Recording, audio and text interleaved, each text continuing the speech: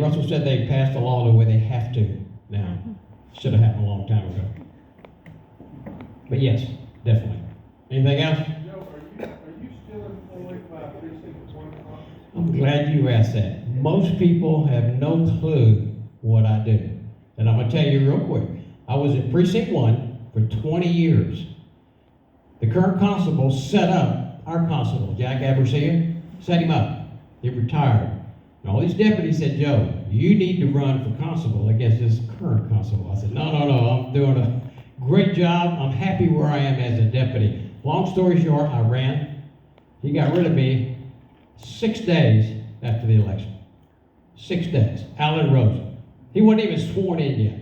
And I'm glad you asked that. Because anyway, now and then, I got a commission. You ask any law enforcement guy here, I got a commission that night with Polk County Sheriff's Department as a volunteer, okay, as a reserve. So I am a reserve with Polk County Sheriff's Department. I'm a sergeant with them. So that's what I do. And I ride, believe it or not, I ride a police motorcycle for a living. That's what I do. I have customers all over the country, these trucking companies that need officers to escort them.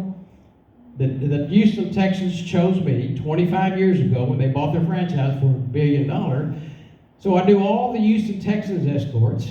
I do all the NFL escorts, all the owners. When they come to town, we pick them up. So here I am, 120 years old, on a freaking Harley, escorting these folks. But I thank God that I'm blessed to be able to do that. Okay, I don't have no 8-to-5 job, so that's what I do. I'm a reserve, and that's something else that's going to happen with the Sheriff's Department. They used to have, maybe when Rob was there, 400 to 500 to 600 reserves. Reserves are not paid. It costs the taxpayers nothing. Now they have, I'll tell you exactly what they have, 88. 88 reserves. They have screwed up their program so bad. I can put on 200 reserves. I've got 200 friends that'll go to HR for the first day to get a commission, Sheriff's Department. And we're going to build it back up to 500 to 600. These reserves, these volunteers, free, okay, unpaid, they're peace officers, like anybody else. They're just not paid. These guys know. They need to be sent out to things like this. They need to go talk to senior citizens. They need to talk to juveniles. There's a ton of stuff they can do. They go write tickets to school zones. You get complaints to school zones, go write some tickets for free. Cost the county nothing. Nobody's talking about that in 2024. Nobody seemed to, it didn't hit their button, but to me it's amazing that they've allowed this to get down to 88. Guy told me this in there, the Joe, we're down to 88. It's unbelievable. Anyway, a lot of changes, a lot of ideas, a lot of good ideas. They're all based on common sense. Common sense. Okay, what did you got, Vicki?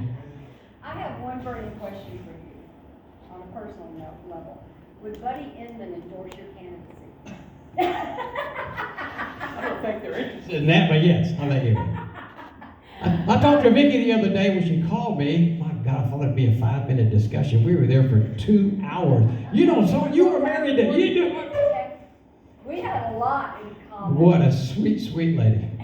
And I thank you again, and thank you all for coming. Buddy Inman wouldn't have said that about me.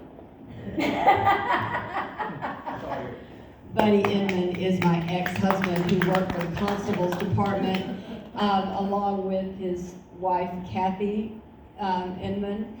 And a little history back there, Joe didn't know that between Kathy Inman and Vicki Konetka, she was wife number 1 and 3, and I was number 2. She was a practice wife. I was the placeholder wife. It's a long story, and no, I didn't steal a married man. So, but it was kind of funny when all these things sort of tumbled out about the people that we knew in common.